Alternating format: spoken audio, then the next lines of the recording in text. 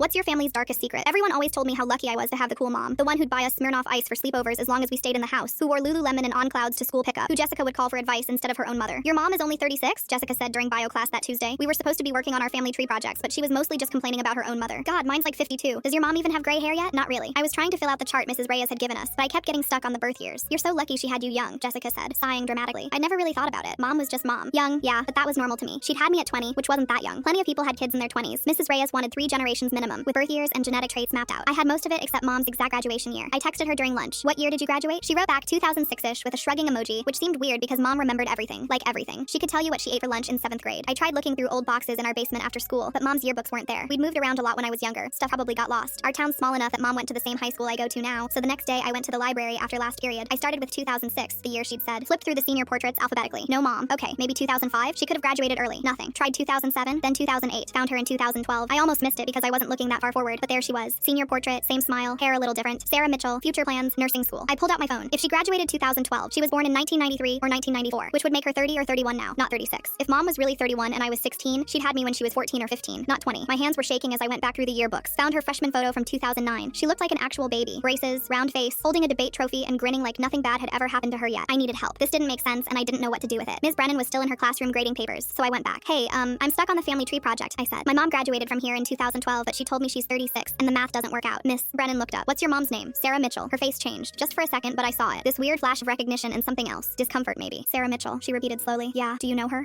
She was a few years behind me. Ms. Brennan shuffled papers, not looking at me. This might be something you should ask your mom about, or your grandma. But the birth years don't, she cut me off. I really think you should talk to them. Her voice was firm now, final. She still wasn't looking at me. I left feeling worse than before. The way she'd acted, like she knew something. Like everyone knew something except me. I went home while mom was still at work. Our house is small, not many places to hide things, but I knew where she kept important documents. The filing cabinet in her closet, under old tax returns and my baby book. I found my birth certificate. Mother, Sarah Mitchell, age 15. Father, unknown. My stomach dropped. 15. I sat on her bedroom floor trying to breathe. Why lie? Why add 6 years? Why let everyone think you had a kid in your 20s when you were really just a kid? Who was my father? Why was it unknown? Did mom not know, or did she just refuse to say? I started pulling out old photo albums from her closet, looking for anything that might give me answers. Baby pictures, birthday parties, holidays. There were photos of grandma looking young, a few of grandpa from when mom was little. He died before I was born. I didn't know what I was looking for, but there was nothing. I was still sitting there when mom came home. She found me on her bedroom floor with yearbooks and photo albums, and my birth certificate spread out like crime scene photos. Baby, what? She stopped when she saw the yearbook open to her senior portrait. You're not 36. My voice sounded hollow. You're 30. You had me when you were 14. She didn't move, didn't deny it, just stood there with this horrible, broken expression I'd never seen on her face before. Who's my father? Please don't. I wasn't speaking calmly anymore. Who's my father? She started crying, these awful quiet sobs, and grandma appeared in the doorway like she'd been listening the whole time. Tell her, grandma said. Her voice was completely flat. Mom shook her head, covering her face with both hands. Grandma looked at me. Your grandfather? No, no, no, no. I thought about grandpa in those old photos. The man who died before I was born. He's dead though, I said, even though I already knew. Grandma shook her head. He's at Bedford Correctional Facility. He's been there for 17 years. People always said she looked young enough to be my sister. Turned out they were closer to right than they knew.